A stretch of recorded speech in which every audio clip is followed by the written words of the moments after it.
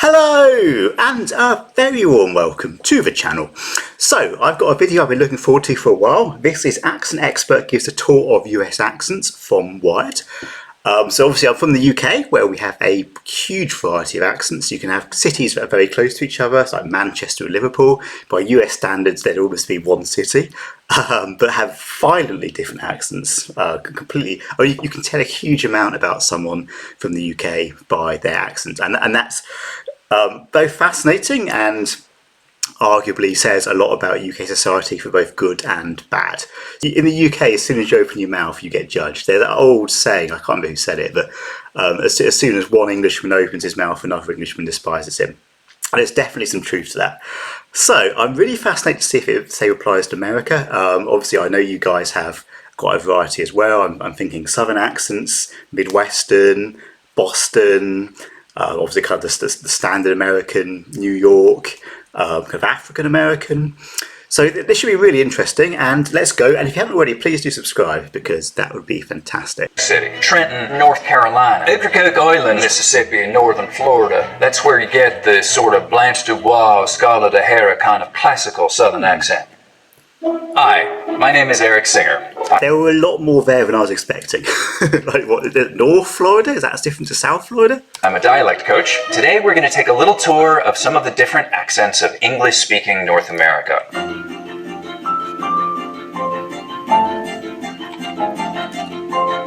Now, a couple of quick disclaimers. These are by no means all the accents in North America or even all the English-speaking ones.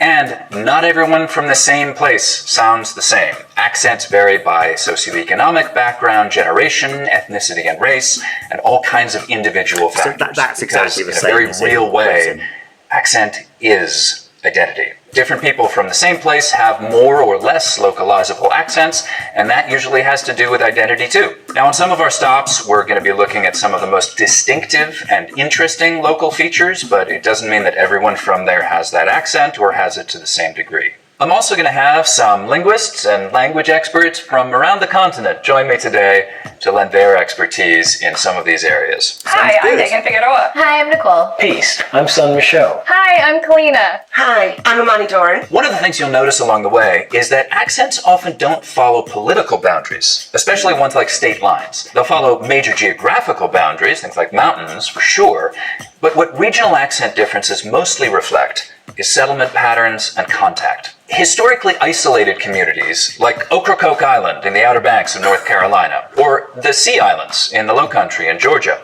can have really distinctive speech ways. They've had the time and isolation necessary to diverge and develop them.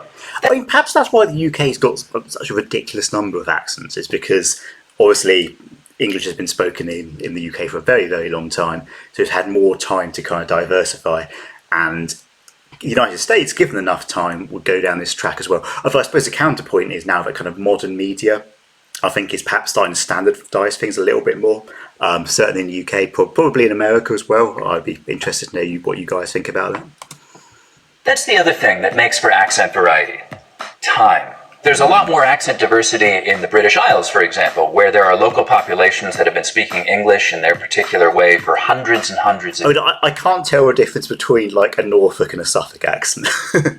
but yeah, there's definitely a hell of a lot of very pronounced accents. I mean, I was born in Cornwall, and there's the Cornish accent. You don't hear on everyone from Cornwall, but when you do hear it, it's really pronounced. So proper beautiful. Years. And there's more accent diversity on the east coast of the US than there is west of the Mississippi. It's been settled by English speakers longer. The first places English was spoken in North America were Roanoke, Jamestown, and of course, Plymouth, Massachusetts, where the Pilgrims landed in 1620. So let's start there. The Pilgrims spoke with what we call rhotic accents, meaning they said all their R's. In fact, so did almost all English speakers in 1620, including the ones in England. That's right. The Southern English accent might have used to sound something like this. It was only in the... So that sounds a lot what we would now call a West Country accent, or it's generally associated with kind of agricultural workers, but particularly with the West Country, which is basically the southeast of England. Late 18th... Sorry, the southwest of England, apologies. ...century that fashionable young people in and around London started dropping their R's, and from there the trend spread to America. Now, north of Plymouth Rock, we have Harvard Yard. One of the places you might hear a Boston accent today. Stereotypical Boston accents, of course, are non-rhotic, meaning no R sounds in park your car in Harvard Yard. Let's all get in the car and head south down the coast now into Rhode Island. Traditional Rhode Island accents here are still non-rhotic, but there's a key vowel difference. Pretty different. The placement for that vowel sound in park your car in Harvard Yard. We call this the start vowel. In Boston, it's usually pretty fronted. Park your car in Harvard Yard. In Rhode Island, it's back. Park your car in Harvard Yard. Rhode Island accents were shaped by a lot of Irish and Italian immigration, just like New York City. So many accents. They don't vary by borough, by the way. That's a myth. I know you guys are going to tell me to forget about it, but I'm sorry. So that's like the classic, like sort of Italian style New York accent, right? Sociolinguists have studied this really carefully, and there just really isn't any such thing as a specifically Brooklyn or specifically Bronx accent. There certainly are a lot of different New York City accents, but they vary by socioeconomic background and by ethnicity and other aspects of group belonging and identity more than by neighborhood or by borough. They're historically non-rhotic, though that's changing some in the youngest generations for sure. Here's something fun most of them have in common. The tongue tip hits the teeth, or close to them, on TD and N sounds instead of, a little further back. So you can hear that in like this kind of New York City accent, tongue tip on the teeth, Times Square, New York City, and this kind of New York accent, 22nd Street, Times Square, Dumbo, taxis, traffic, and so on. Okay, so you may have noticed that all of these accents I've talked about so far sound pretty white. I'm going to take a pause here, and linguists... So it's probably something that you guys... It's probably general to wherever you go, but certainly some of those New York ones didn't. They sounded really quite similar to me. Like other than the Italian New York, which sounded really distinct and kind of like slightly Godfather-esque. And I know that's this terrible stereotype you're bringing up. Some of them sounded really similar. So like I, for example, I can't tell the difference between someone from Canada and someone from the United States based on their accent alone. I guess perhaps you guys can. Is that true? Like if you hear someone from Canada, do you immediately go, oh, they're Canadian? So like, and I'm constantly surprised by who's Canadian. Like I found out Ryan Reynolds was Canadian the other day. Completely blew me away. So I guess being an outsider, you don't pick up on the differences to the same extent. But I'd be really interested if you could comment below, and especially Canadian versus American accents. Call Holiday is going to go a little deeper on African American English varieties. My colleague Amani Dorn is going to demonstrate some of those accents. Hi, I'm Nicole Holiday, and I'm a linguist. As we know, New York has all kinds of people in it. African American English has a lot of shared features across regions because of its history. So Black people in Africa were kidnapped and brought to what is now the United States. At the time, they didn't all speak the same languages. They spoke multiple different African languages. And those languages came into contact not only with each other, but those languages were also coming into contact with the English spoken by the colonizers. This created a situation where there was a really unusual learning exposure to English, right? So there are all of these languages in contact with each other. And for economic and survival reasons, the enslaved people had to, in some ways, acquire English. But the English that they were acquiring was not like what you learned in the classroom, right? It was under this really unusual situation of acquisition. So some of the features that we see in modern African American English are a result of this contact between the African languages as well as the English spoken by colonizers. And those... That's really interesting. I hadn't thought about that at all, about the fact that the people who were kidnapped and enslaved obviously came from a diverse cultural backgrounds, and Africa spoke diverse languages, and to what extent that all moulded together into kind of African American dialects. That's really interesting. Those features have persisted over generations. After slavery was legally ended, the majority of African Americans remained in the South, but experienced really extreme segregation. This led to different varieties of English being spoken in Black and white communities within the South, and even as they moved north during the Great Migration. Nicole, how did the Great Migration influence accents? The English that we see today spoken by African Americans has some features that have persisted throughout generations. TH stopping, so that might be using something like a D sound for where you see a written TH, so dat for that. You can hear that in this clip. They said I could participate online. They said I could participate online. L vocalization. So that's an L turning into a vowel in a word like pool or pull. Might sound something like pool or pull. He said that's cool. Cool. That's cool. We also see consonant cluster simplification. If you have a series of consonants at the end of a word, you might see them turn into just one consonant. So in a word like west, you might hear it pronounced as west. It's been a minute, but she just left. And anything specific to New York? One feature common in New York. I mean, like the most famous African American accent must be Morgan Freeman, right? Who is generally regarded, and I'd agree with this, as having like one of the most wonderful sounding voices in the world. Just sort of a combination of really smooth and really authoritative at the same time.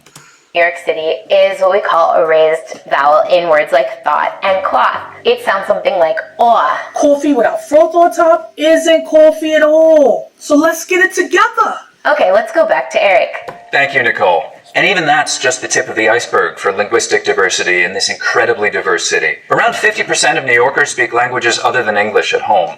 And for half of those, that language is Spanish. Megan Figueroa is here to tell us a little bit about one of those varieties, a variety linguists call New York Latino English. New York Latino English is heavily influenced by Puerto Rican Spanish and... So this is really interesting. So I'm guessing this is a more recent development, as obviously America's becoming a lot more Hispanic, a lot more immigration from South America. So I mean, in the UK, there's a kind of emerging language, particularly in London, or dialect, which is called I think London Multicultural English is what it tends to be called, and it's replacing the sort of more traditional Cockney, sort of traditional working class accents in parts of London, and that's very influenced by like that our accents and language from the Caribbean and from Africa, to some extent from the Indian subcontinent. So it's really interesting how these changes happen. Dominican Spanish. One remarkable feature of this variety is a light L, the sound that you would find in a word like, love, leaf. Right, so New York Latino English speakers have a particularly light L. You can hear that in this native speaker clip. I guess growing up, I know what it's like to not have a lot. I know what it's like to not have a lot. In contrast to the light L, when you produce the dark L, the back of your tongue bunches. So think about the words milk and pull. The lighter L was a feature of New York Latino English. But Latinx people are a very diverse group of people, and they speak a variety of varieties. We'll get to more of those later. Thank you, Megan. And this single feature is a good contrast with other New York accents, by the way, because most other New York accents have pretty dark L's. Lots of lemon lollipops, la, I like to lick 'em. So now, as we leave New York and head south into Jersey and towards Philadelphia, we cross a major dialect boundary, the on line. Now, north of this line, most people say on, rhymes with don. South of it, they say on, rhymes with dawn. Of course, this doesn't apply at all if you rhyme don and dawn, only if you have two distinct pronunciations. That's called the cot-caught merger, but we'll talk more about that later. There are a few major dialect areas in the U.S., and one of the biggest dividing lines is between northern dialects and midland dialects. Okay. The on line basically runs right along this boundary. So as we cross over it somewhere around Trenton, we've crossed from the north to the Midlands, dialect-wise. Now, another thing that starts to happen as we get down towards Philly is that the goat diphthong starts to move forwards in the mouth. So we get go, hoagies. Want to go get some hoagies? Go gets maybe even a little further forward as we get down. I don't know what hoagies are, I'm sorry. I'm sure they're wonderful. Now, Baltimore, especially, Danny Ocean. You want to get Danny Ocean on Wednesday? Let's make a quick stop in D.C., where Nicole has some really interesting stuff on the prosody of local African American speakers. In my research, I study prosody, which has to do with the tone and intonation of the phrase itself. In a study, I found that African American speakers may be more likely to ask a yes-no question with a level tone or a falling tone. For white speakers, we expect a rising tone in questions like these. So something like, did you do the dishes? But African American speakers may be more likely to say something like, did you do the dishes? Another feature that we see in DC, similar to New York, is the raised thought cloth vowel, that ah. This is a new feature in DC, and we think it's part of a pattern of DC varieties becoming more like northern cities as opposed to the south. You can hear that in this clip. Change is needed, but at what cost? At what? That's really interesting. I know I keep bringing it back to the UK, but that's my reference point.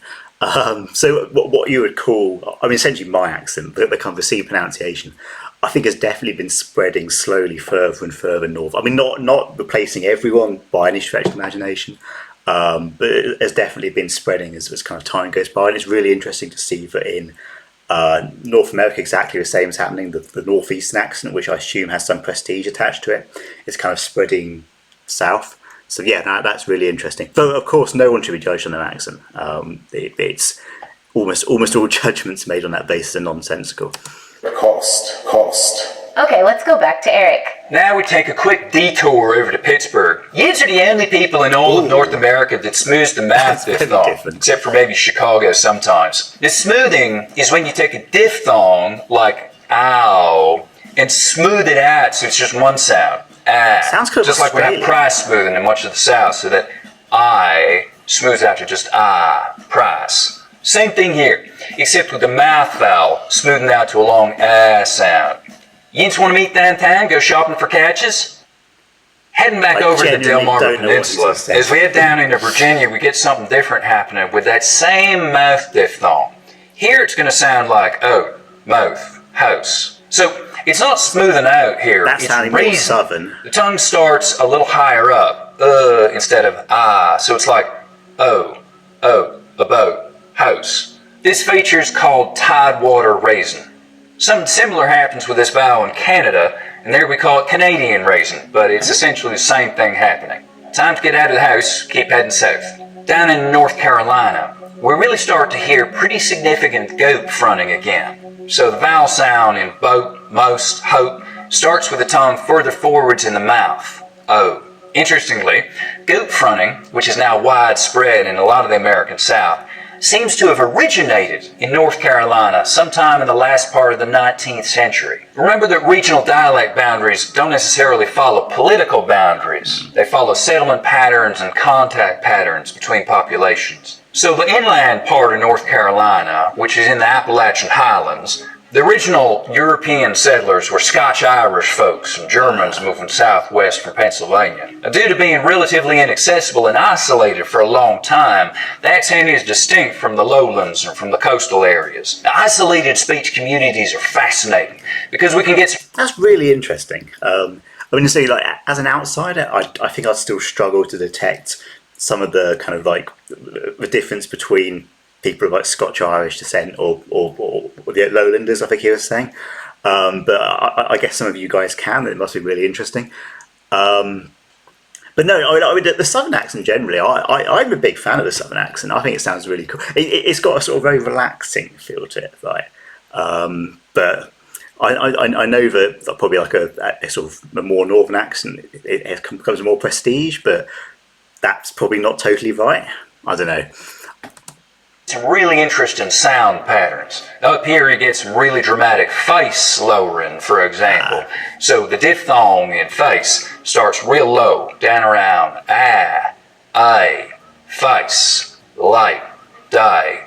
You'll also get some particular dialect features, so words and word order and grammar things that stretch way back to those original settlers from Scotland and Northern Ireland.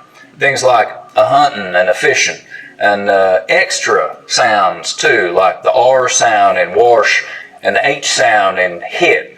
Get on with hit. So that's fascinating. So that essentially means that there are some things which have stayed from Scotland and Northern Ireland, in these cases, with Northern Irish Protestants, which have basically been abandoned by their home communities. Because I know there's a whole bunch of words which are considered to be kind of like American words in England are actually, or some of them can be Old English words which are almost being re-imported. So like fall, for example, is a sort of an Old English, we say autumn, not fall, but I think fall is basically an Old English way of saying autumn. But now if you say fall, people will think you're very Americanized. So it's kind of interesting how these things go in circles. Here's Nicole again to talk a little bit about African American speech in Southern Appalachia. Hi again. So African Americans in Appalachia are understudied. mostly because stereotypes of Appalachia are very, very white. African Americans in Appalachia may be more likely to be rhotic, so in words like floor, Way up there on the fourth floor, floor. you'll get the R, whereas in other places you might get flo. African Americans in Appalachia also tend to follow the more general Southern pattern with respect to I monophthongization, ah in wide turning to ah, so you get wad. And now the map tour continues with Eric. Thank you, Nicole. We're picking up again in North Carolina. Over in the Outer Banks, there's an even more historically isolated community because of a shift in shipping patterns in the mid-19th century, and probably also because of sympathizing with the Northern cause in the Civil War. Ocracoke Island was relatively isolated from the mainland for a long time. It developed maybe one of the most distinctive and different dialects in North America. Obliging islanders will sometimes say to tourists, well, it's high tide on the same side. Last night the water fire, night the moonshine, no fear. So this sounds like the kind of quite similar to like the original accent that you were showing in the 1600s, sort of what the Pilgrims first came over with, which I thought was a little bit like a West Country accent, so kind of like Hagrid and Harry Potter. It's fascinating that this community's managed to keep that going. Ocracoke Islanders are sometimes called high tiders because of that particularly distinctive I sound, and their accent is sometimes taken to be British or Australian, even by Brits. The truth be told, there are some similarities with some regional English accents, including that high tide vowel sound, which is similar to both southwestern English accents. That's what I'm saying, West Country. It's like Devon or Gloucestershire, and East Anglian accents like Norfolk and Suffolk, those easternmost counties of England. Curiously, another distinctive thing about the old Ocracoke accent is it's also got a real sort of bounce to it, which is something that both those southwestern and those East Anglian accents also have in common. North Carolina is actually one of the most linguistically diverse states in the country. I want to bring in Kalina Newmark now to talk about Native American English. Hello, my name is Kalina Newmark, and I am Talitha Dene First Nations from the Northwest Territories, Canada. I come from a strong line of Dene and Métis leaders who are passionate about our language and cultural teachings. The Lumbee tribe is the largest state-recognized Native American tribe in North Carolina. Lumbee speakers combine and pronounce English words that distinguish them from African American and Southern speakers. Since encountering white settlers in the mid-1800s, the Lumbee have carved out a dialect of English that is uniquely theirs. One interesting feature is that Lumbee English speakers share vowel sounds present in the Outer Banks accent, where tide is pronounced toid. You can hear that in this native speaker clip. Well, when he got halfway, that little ditch on this side, ditch on this side, ditch on this side. Thank you, Kalina. So that Ocracoke Island high tider accent is an accent that's disappearing fast. Younger Ocracokers tend to speak much more mainstream American English. There's a popular idea that we're losing regional accents, that people are sounding more and more similar. That's true of some people in some places, especially some of these isolated communities. But it's not true across the board. There are actually plenty of accent differences that are getting more and more distinct over time. Yeah. But of course, it's a complex picture. So that's interesting, because I would have kind of thought that with the rise of mass media and people kind of less and less entertainment being local, so obviously people spending more and more time on their computers, watching amazing reaction channels and also mediocre ones like this one. But over time that would kind of standardise things somewhat, but particularly when sort of television started coming in the, what was that, the 40s, that kind of time. But obviously not, which is interesting. There are parts of the South that don't have all that much Southern about them, accent-wise. Raleigh, North Carolina, and Austin, Texas are two good examples. Really? A lot of people from those two cities may be pretty hard to identify by their accents. Which brings us to what is sometimes called General American.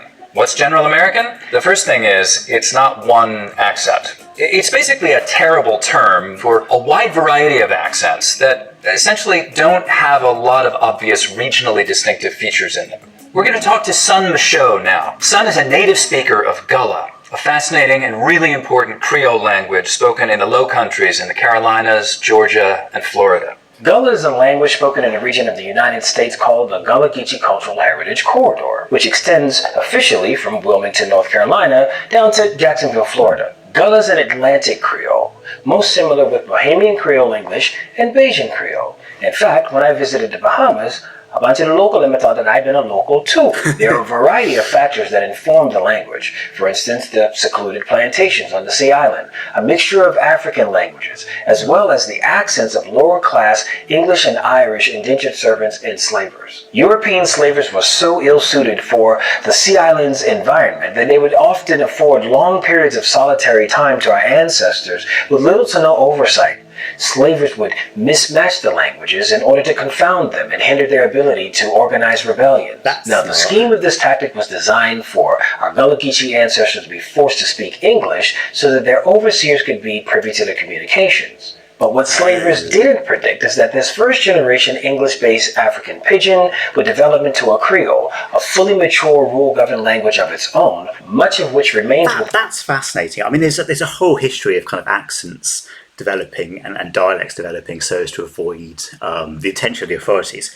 I mean, the obvious one comparison I can think of is Cockney. So Cockney rhyming slang is basically, or started off as a way of Cockneys speaking to each other without the authorities knowing what they were up to. So yeah, that's really interesting. With us today due to generations of forced segregation and eventual separation by choice before the building of bridges that increased easy access to and fro. I'm going to walk you through a few distinct features of the Gullah Geechee accent. For example, the kick-foot vowels are reversed for the words fish and foot to sound like fush and fit. The lot trap vowels are reversed for God and pat to sound like gad and pot. The softening of the T's, where butter and bent would sound like butter and bane. Gullah speakers also drop consonants for vowels where the two words meet. For instance, in the sentences that gal there and that boy there, the word for there, de, adds or subtracts the D depending on if there's a consonant or a vowel preceding it. Okay. The importance of accent to the Gullah Geechee language simply cannot be overstated. It is the clearest bond between ourselves and other displaced Africans throughout colonized spaces and the Black diaspora. How we sound is as important as what we say, because our accent is a statement in itself. That's this has been your Gullah teacher, son Michaud. Stay safe, and as always, we out ya. Thank you. Peace. Thank you so much, son. So, if you're keeping count, that's 6 Southern accents already, even though we're not being remotely comprehensive here, and we've only been through a few states. Lots more to come. As we get into the piney woods belt, southern Georgia, Alabama, and Mississippi, and northern Florida, we get into one of the parts of the South that's always been rhotic. A lot of the South was historically non-rhotic. That's where you get this sort of Blanche Dubois, Scarlett O'Hara kind of classical Southern accent. You can hear that in this clip here. I've always depended on the kindness of strangers. You hear how there's no R in strangers? Strange. That's a non-rhotic accent. But that's changed, and changed fast over the last few decades. So most younger white Southerners are now rhotic. In most of the piney woods belt, though, they always have been. So that's like the classic Southern accent, what he was doing just there. Like, when I think of a Southern accent, that's what I think of. Now, Nicole talked about the fact that some African-American speakers in the Southern Appalachians smooth out the I diphthong, the price vowel in some words, and we get a long I sound. But in other words, it stays a diphthong, I. And this is a pattern we find in a lot of the South. In most of the piney woods belt, though, there's always been what we can describe as full price smoothing, where some Southerners smooth the diphthong in words like fly, rise, and ride, but use diphthong in rice and right.